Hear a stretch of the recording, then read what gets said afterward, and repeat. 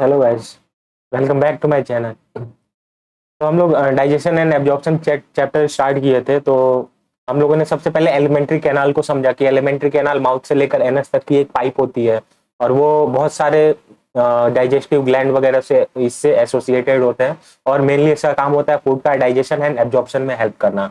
तो ऐसे ही हम लोग आगे जा रहे थे और हम लोगों ने माउथ एंड बकल कैविटी से स्टार्ट किया था चैप्टर को। तो माउथ एंड बगल कैविटी को हम लोगों ने समझा, साथ ही इसमें टंग आते हैं। टंग के बाद हम लोगों ने वॉल्डियर रिंग के लोकेशन को समझा। फिर उसके बाद से तीत का लोकेशन वगैरह की कहाँ होता है, कितने टाइप के होते हैं, जैसे इंसीजर, कैनाइन, प्रीमोलर, मोलर, इन सब चीजों के बारे में हम लोगों ने जाना और टीथ के स्ट्रक्चर के बारे में हम लोगों ने बेसिकली पढ़ा। फिर उसके बाद से अब हम लोग बकल कैविटी से रिलेटेड एसोसिएटेड ग्लैंड की बात कर लेते हैं। तो बकल कैविटी में टिपिकली सेलेवरी ग्लैंड एसोसिएटेड होते हैं और सेलेवरी ग्लैंड भी क्या होते हैं, एक्जोक्राइन इन नेचर होते हैं। Salivary gland exocrine in nature होते हैं। एक्जोक्राइनल वो पार्ट होता है, वो ग्लैंड्स होते हैं जो टिपिकली एंजाइम सी सिक्रेट करते हैं, यानी कि ये एंजाइम सी सिक्रेट करेंगे। और जबकि अगर इंडोक्राइनल जो ग्लैंड्स होते हैं वो हार्मोन सिक्रेट करते हैं। सैलिवरी ग्लैंड एक्सोक्राइनल नेचर होते हैं, थ्री पेयर होते हैं। कौन कौन से होते हैं? पैरोटिड ग्लैंड, सबमैग्जिलरी या सबमैंडिबुलर ग्लैंड और सबलिंगुअल ग्लैंड। तो ये तीन टाइप के ग्लैंड होते हैं, पैरोटिड ग्लैंड, सबमैग्जिलरी या सबमैंडिबुलर इसी को बोलते हैं ग्लैंड, या फिर सबलिंगुअल ग्लैंड। और ये कहाँ होते हैं? लोकेशन इनका होता है आउटसाइड द बकल कैविटी, यानी आउट बकल कैविटी के बाहर प्रेजेंट होंगे। तो इस फिगर में हम लोग देख सकते हैं कि ये जो मेरा ये पार्ट बना हुआ है ये है parotid gland. Parotid gland largest gland हम लोग बोल सकते हैं सैलिवरी ग्लैंड में। फिर उसके बाद से आता है सबमैग्जिलरी एंड सबमैंडिबुलर ग्लैंड। तो इस फिगर में दिखाया गया है इसका लोकेशन, सबमैग्जिलरी या सबमैंडिबुलर ग्लैंड का। ये रहा, ये सबमैग्जिलरी या सबमैंडिबुलर ग्लैंड है जो कि बकल कैविटी के अंदर ओपन हो रहा है। और फिर बात करते हैं सबलिंगुअल ग्लैंड की। तो ये रहा मेरा सबलिंगुअल ग्लैंड। देखते हैं ये जस्ट टंग के नीचे प्रेजेंट है सबलिंगुअल ग्लैंड, और ये भी बकल कैविटी में ओपन हो रहा है। तो हम लोगों ने तीनों ग्लैंड देख लिया, पैरोटिड ग्लैंड, फिर सबमैग्जिलरी या सबमैंडिबुलर ग्लैंड और सबलिंगुअल ग्लैंड। अब इसके बारे में थोड़ा सा डिस्कशन कर लेते हैं, जैसे इसके लोकेशन के बारे में हम लोग डिस्कशन कर लेते हैं। तो पैरोटिड ग्लैंड का लोकेशन कहाँ होता है? तो पैरोटिड ग्लैंड हम लोग देखने को मिल रहा है ये है। तो इसको हम लोग बोल सकते हैं below the ear pinna present है। तो लोकेशन हम लोग पैरोटिड ग्लैंड का बता सकते हैं बिलो द ईयर पिन्ना।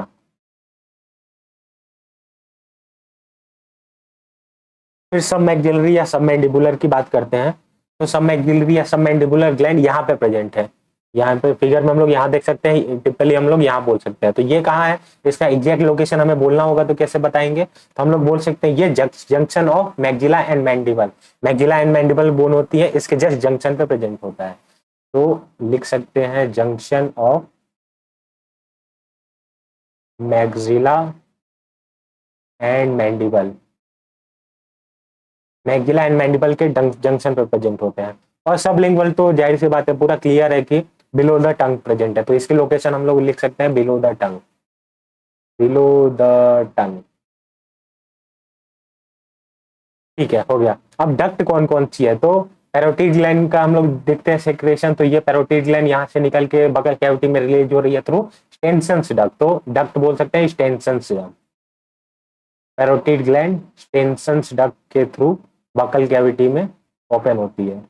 फिर सब मैग्जिलरी या सब मैंडिबुलर ग्लैंड की बात करते हैं। तो ये हम लोग देख सकते हैं, ये जो डक्ट गई हुई है ये है वार्टन्स डक्ट, वार्टन्स डक्ट। तो ये ओपन होती है थ्रू वार्टन्स डक्ट।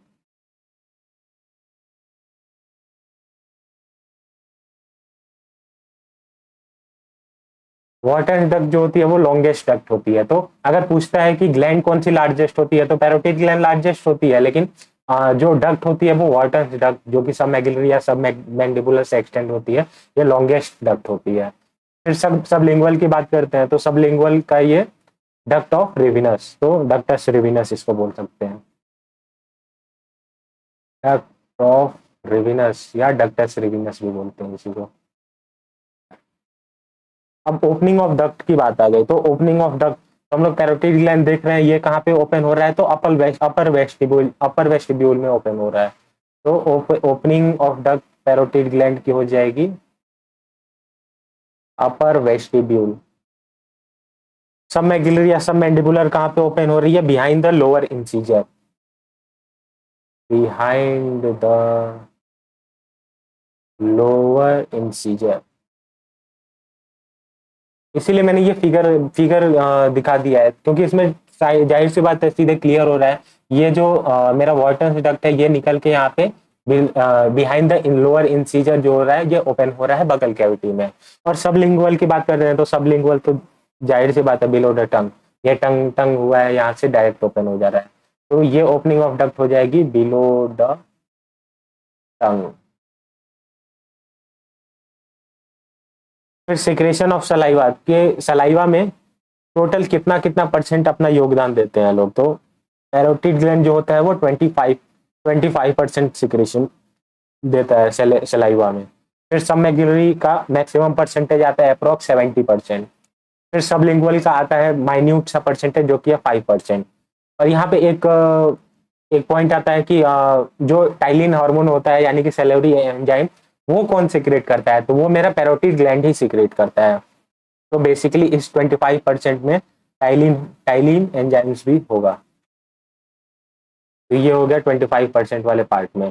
फिर नर्व सप्लाई देख रहे हैं तो पैरोटिड ग्लैंड को नर्व सप्लाई ऐसे हम लोग याद कर सकते हैं कि 977, तो ये हो जाएगा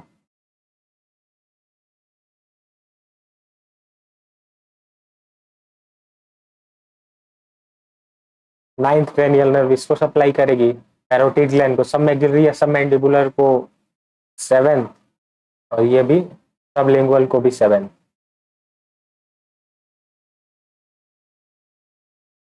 तो इस तरह हम लोग का सैलिवरी ग्लैंड के लोकेशन मैंने क्लियर कर दिया, और उसके साथ से डक्ट कौन कौन सी है, extensions vault and Rivinus, opening of duct कहाँ कहाँ से है, तो पैरोटिड ग्लैंड अपर वेस्टिब्यूल में ओपन होगी, सब मैक्सिलरी या submandibular behind the lower incisor open होगी, और सबलिंगुअल जो होगी बिलो द टंग ओपन होगी।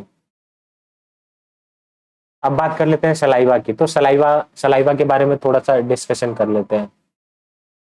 तो सलाइवा की बात करते हैं तो सलाइवा का पीएच जो होता है वो 6.8 होता है। सलाइवा की पीएच 6.8 होती है, और वॉल्यूम कितना सिक्रेट होता है 1.5 से 2 लीटर पर डे, यानी कि एक दिन में 1.5 से 2 लीटर सलाइवा का सिक्रेशन हो जाता है। और इसका मेनली कंपोजिशन क्या होता है, वाटरी कंपोजिशन होता है। 99 टू 99.5% जो कंपोजिशन होता है वो सलाइवा का वो वाटर ही होता है।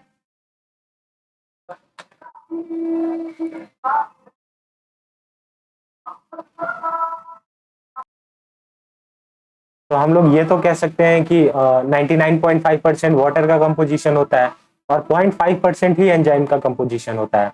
और उसमें से भी मेन मेन एंजाइम्स कौन से हैं वो हम लोग देख लेते हैं। तो सबसे पहले टाइलिन है या फिर सैलिवरी एंजाइम्स है, जो कि कार्बोहाइड्रेट का डाइजेशन करेगा।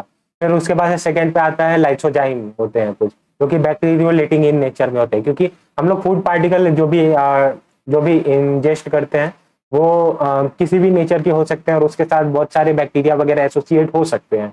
तो हम लोग टिपिकली गॉड ने ऐसा मैकेनिज्म किया हुआ है कि सलाइवा के अंदर लाइसोजाइम होते हैं, जो कि बैक्टीरियोलाइटिक इन नेचर होते हैं, और वो बैक्टीरिया का खात्मा कर देते हैं।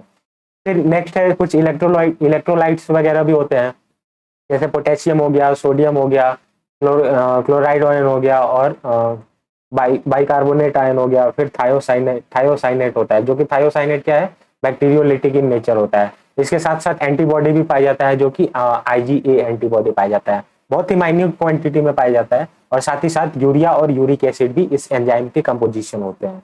फिर अब एक्शन देख लेते हैं कि इसका एक्शन क्या होता है।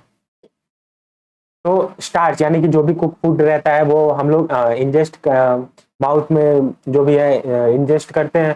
फिर उसके बाद से जो टाइलिन हार्मोन जो निकला हुआ है कहाँ से, पैरोटिड ग्लैंड से, वो क्या होता है, पीएच जो होता है 6.8, माउथ का पीएच जो होता है 6.8 होता है। तो इस कंडीशन में क्या होता है, ये इसको माल्टोज और अल्फा डेक्सट्रीन में तोड़ देता है। तो माल्टोज बेसिकली हम लोग जानते हैं कि ये डाइसेक्राइड होता है। तो स्टार्च का कुछ कंपोनेंट, और पूरा नहीं तो होता है, 25 से 30% जो होता है पार्ट होता है वो डाइसेकेराइड में तोड़ देता है। तो स्टार्च जो होता है वो कॉम्प्लेक्स फॉर्म हो गया कार्बोहाइड्रेट का, और जो माल्टोज हो गया डाइसेकेराइड, यानी कि डाइजेशन की प्रोसेस हम बोल सकते हैं कि स्टार्ट कहाँ होती है, माउथ में होती है। तो 25 से 30% डाइजेशन माउथ में ही हो जाता है with the help of the ptyalin enzyme. अब फैक्टर देख लेते हैं कौन कौन सा फैक्टर सेलिब्रेशन को प्रमोट करता है। तो थॉट ऑफ फूड यानी कि जैसे हम अपने माइंड में ऐसा थॉट बनाएंगे कि हाँ मेरे सामने फूड रखा हुआ है, तो तुरंत सेलिब्रेशन स्टार्ट हो जाएगा। साथ ही स्मेल ऑफ फूड, कभी हम लोग क्लासरूम वगैरह में बैठे हुए हैं, बाहर से कहीं कुछ समोसे वगैरह की खुशबू आ गई तो तुरंत सेलिब्रेशन स्टार्ट हो जाता है। साइट ऑफ फूड, फूड को देख के हमारे सामने तरह तरह के मन पसंदीदा फूड वगैरह रखे हुए हैं, तो हमें देख के भी ऐसा लगता है कि काश मैं खा जल्दी जल्दी खा लो इसे, और सलाइवेशन स्टार्ट हो जाती है। सिट्रस फूड हम लोगों ने नोटिस किया है कि सिट्रस फूड जैसे हम लोग इंटेक करते हैं तुरंत सलाइवेशन स्टार्ट हो जाता है। और मोस्ट एंड इम्पॉर्टेंट जो है पैरासिम्पैथेटिक सप्लाई, पैरासिम्पैथेटिक जब भी सप्लाई एक्टिव होगी तभी हमारा सलाइवेशन हो पाएगा, और सिंपैथेटिक कंडीशन में यानी कि इमरजेंसी कंडीशन में सलाइवेशन नहीं होता है। तो ये हम लोगों ने एसोसिएटेड ग्लैंड जो कि सैलिवरी ग्लैंड थी वो कवर कर लिया। अब हम लोग थोड़ा आगे बढ़ जाते हैं चैप्टर में और हिस्टोलॉजी ऑफ एलिमेंट्री कैनाल को समझते हैं। हिस्टोलॉजी ऑफ एलिमेंट्री कैनाल को समझना बहुत जरूरी है। हिस्टोलॉजी ऑफ एलिमेंट्री कैनाल को समझना बहुत जरूरी है।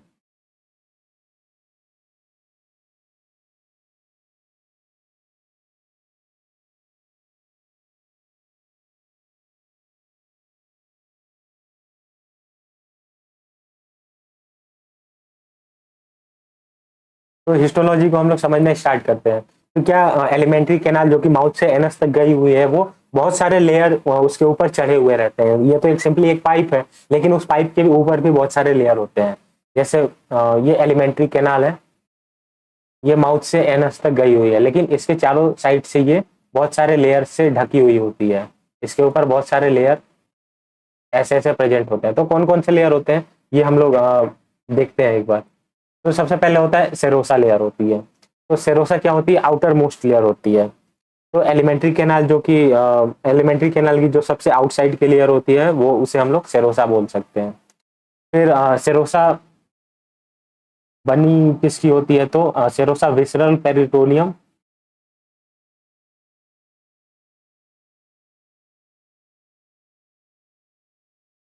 Visceral peritoneum plus areolar connective tissue, areolar connective tissue.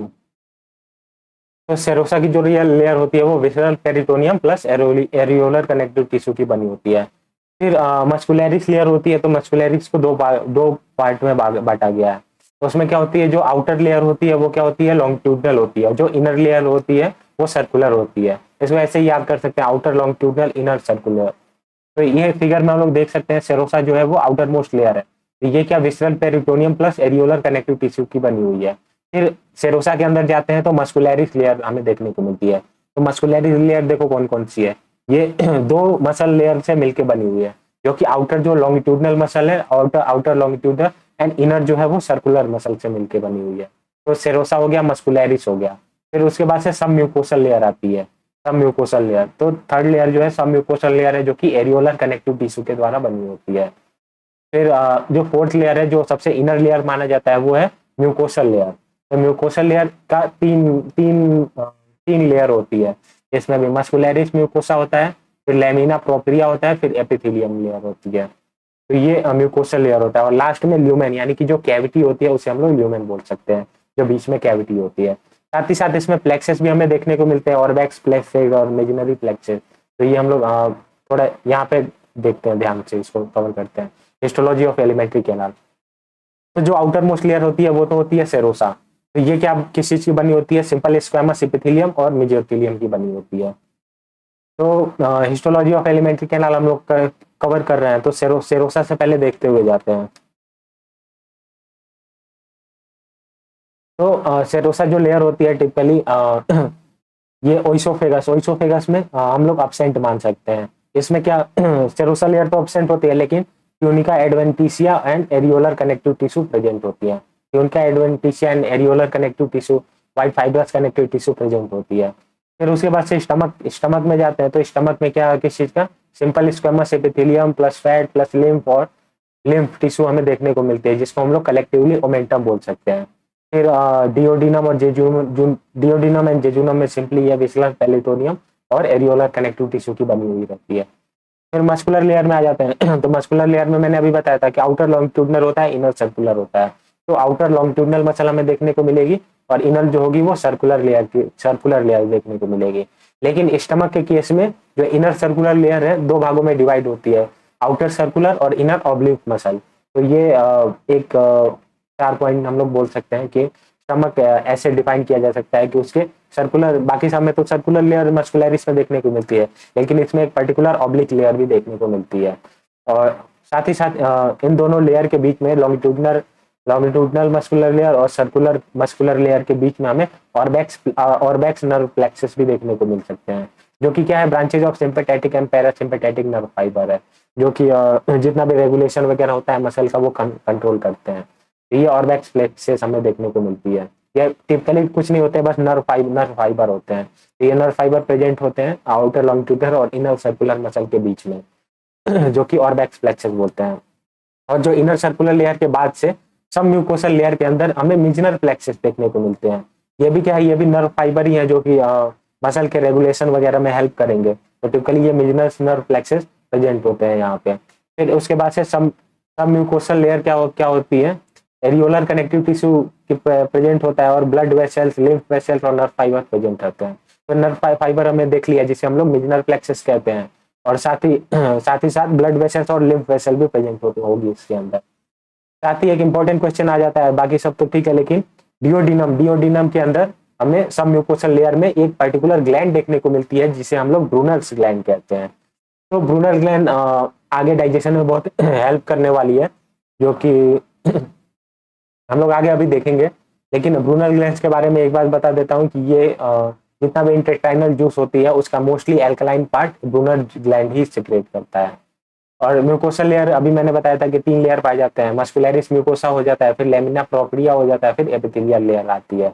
तो मस्कुलरिस म्यूकोसा फर्दर सर्कुलर और लॉन्गिट्यूडनल पार्ट में डिवाइड होती है। तो ये सर्कुलर लॉन्गिट्यूडनल पार्ट तो इसोफेगस में, स्टमक में, डिओडिनम में भी और जेजुनम एंड इलियम में भी हमें देखने को मिल रहा है। फिर एपिथेलियल लेयर हो जाता है। तो इसोफेगर में ये क्या होता है, सिंपली मल्टी लेयर एपिथेलियम हमें देखने को मिलता है। अगर स्टमक की बात करते हैं तो स्टमक में क्या होता है, सिंपल कॉलमनर ग्लैंडुलर एपिथेलियम देखने को मिलता है, क्योंकि जाहिर सी बात है गैस्ट्रिक ग्लैंड वगैरह सिक्रेट करते हैं, तो गैस्ट्रिक ग्लैंड भी हमें देखने को मिलेंगे स्टमक में। डिओडिनम में चले जाते हैं तो डिओडिनम में क्या होते हैं, हमें विलाई देखने को मिलते हैं। डिओडिनम वगैरह में और जेजुनम एंड इलियम में मेनली एब्जॉर्प्शन हमारा स्टार्ट हो जाएगा। तो वहां पे क्या होते हैं, एक जो भी एपिथेलियल लेयर होता है एक फिंगर लाइक फोल्ड स्ट्रक्चर बना लेता है, जिसे हम लोग विलाई बोलते हैं। और साथ ही साथ ये जो ऐसे जो नीचे के साइड में ऐसे हम लोग को रफ देखने को मिल रहा है, इसे हम लोग क्रिफ्ट ऑफ लिवर कोन भी लिवर कोन बोलते हैं।